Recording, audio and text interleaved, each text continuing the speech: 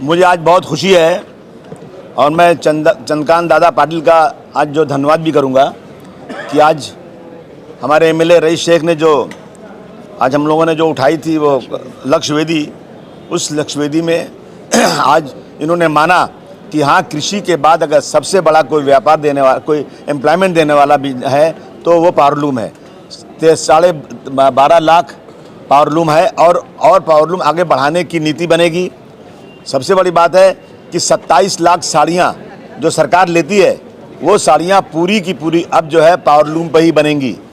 मालेगांव का मैटर है, वहाँ जो है सब जो बिजली बिल जो है बहुत ज़्यादा आती है, एवरेज बिल देते हैं और बाद में उसको जो है जो 1000 यूनिट लिख के देते हैं, बाद में जब सही करते हैं मीटर देख करके तो 1000 यूनिट पर ये लोग जो है सब्सिडी ले लेते हैं। बहुत सारी चीज़ें मैं रईस से बोलूँगा कि एक एक चीज़ जो है आप बताएं। और पावरलूम इंडस्ट्री के लिए मैं समझता हूँ सबसे अच्छी आज बात हुई है, जिससे पावरलूम इंडस्ट्री में एक बहुत ही खुशी का माहौल बनेगा। बताओ, बोलो। जैसे अबू आसिम आज़मी साहब ने बताया आपको कि आज पहली बार सरकार ने टेक्सटाइल के विषय में पावरलूम को अलग किया। आज सरकार ने टेक्सटाइल पॉलिसी जो जून में बनाई, मैंने आज सरकार को बताया कि पूरी टेक्सटाइल पॉलिसी के 100 पन्नों से ज़्यादा में पावरलूम का वर्ड ही नहीं है। तो सरकार ने आज अपनी गलती मान के पावरलूम के लिए अलग एक स्टडी ग्रुप अनाउंस किया है, जिसका जीआर सरकार निकालेगी, जिसमें हमारे जैसे लोक प्रतिनिधियों को लिया जाएगा। दूसरा बड़ा विषय जो आज हमने लिया है कि 15 दिन भिवंडी के अंदर पावरलूम बंद करना पड़ता है। मुझे लगता है मालेगांव में, इचलकरंजी में भी वही स्थिति होगी। सरकार जो आज 27 लाख साड़ी खरीदने वाली है, जो आने वाले होली और फेस्टिवल में बांटने वाली है, वो 27 लाख साड़ी अब सिर्फ पावरलूम पे बनाई जा सकती है। यानी पावरलूम को पहला अपना कपड़े का रिजर्वेशन मिला। दूसरी हमारी मांग ये है कि जो 12 से 14 आइटम हैंडलूम में बनते हैं, आप घर में जो पोछा लगाते हैं, वॉल के ऊपर जो कॉटन का कपड़ा लेते हैं, वो हैंडलूम में बनाना पड़ता है।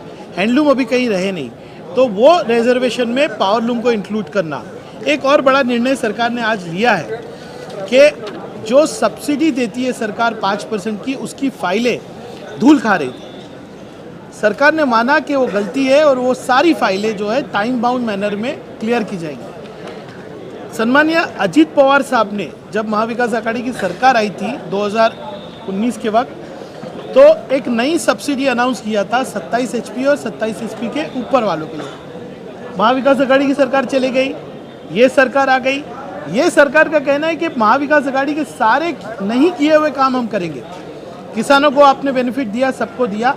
ये प्रस्ताव सरकार दबा के रखी थी। आज सरकार ने इस लक्ष्य वेदी के माध्यम से कबूल किया कि ये प्रस्ताव जो है एनर्जी डिपार्टमेंट को जाके कैबिनेट में जाएगा और मुझे उम्मीद है कि समाजवादी पार्टी की कोशिशों से अब ये भी प्रस्ताव सरकार मानेगी।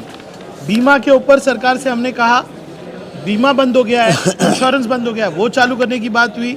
दूसरा, ये स्टडी ग्रुप के माध्यम से मैं आपको आश्वासित करता हूँ, आपके माध्यम से महाराष्ट्र को आश्वस्त करता हूँ कि इस लक्ष्य वेदी के बाद पावरलूम इंडस्ट्री के अंदर एक नई ऊर्जा आएगी।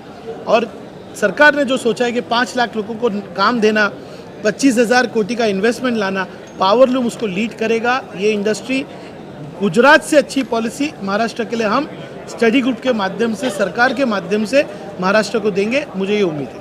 पावरलूम कर्मचारियों के लिए कोई स्कीम की डिमांड की आपने? पावरलूम कर्मचारियों के लिए लक्ष्य वेदी के अंदर हमने माध्यम से पूछा भी है और पावरलूम कर्मचारियों के लिए एक विस्तारित इंश्योरेंस पॉलिसी बनाने का निर्णय ले रहे हैं।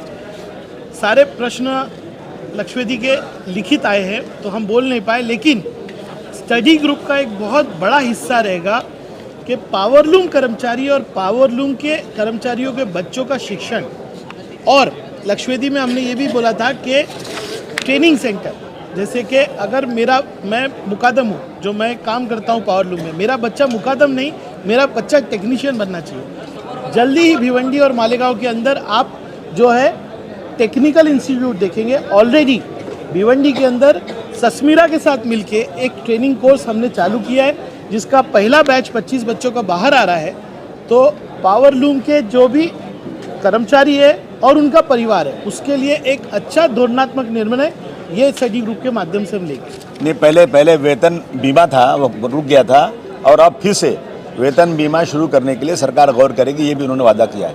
और मालेगांव वालों को से मिल करके वहाँ की इलेक्ट्रिक कंपनी को बुला करके जो मालेगांव में प्रॉब्लम चल रहा है, इसका इलेक्ट्रिक का प्रॉब्लम वालों के साथ जो नया कनेक्शन नहीं मिल रहा है, जो वहाँ पर जो लोड शेडिंग बहुत ज़्यादा चल रही है, इन सब पे 25 से 30 तारीख के बीच में इसी महीने में एक मीटिंग होगी, वो भी मसला हल किया जाएगा, उन्होंने वादा किया है। यान पर कुछ सब्सिडी देने की बात? नहीं, यान फ्री मार्केट के अंदर कालाबाजारी होती है, यान ही जड़ है कि जिसकी वजह से ये सब हो रहा है। तो यान की कालाबाजारी के ऊपर भी असेंबली ख़त्म होते ही एक मीटिंग रखी जाएगी। दूसरी बात, स्वयं टेक्सटाइल मिनिस्टर भिवंडी आके स्टडी ग्रुप का अनाउंसमेंट करने वाले।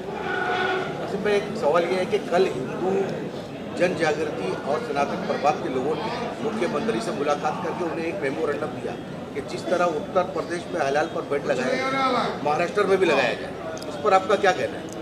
मैं ऐसे ही एक ही बात कहूँ कि बर्बाद गुलिस्तान करने को बस एक ही उल्लू काफ़ी है।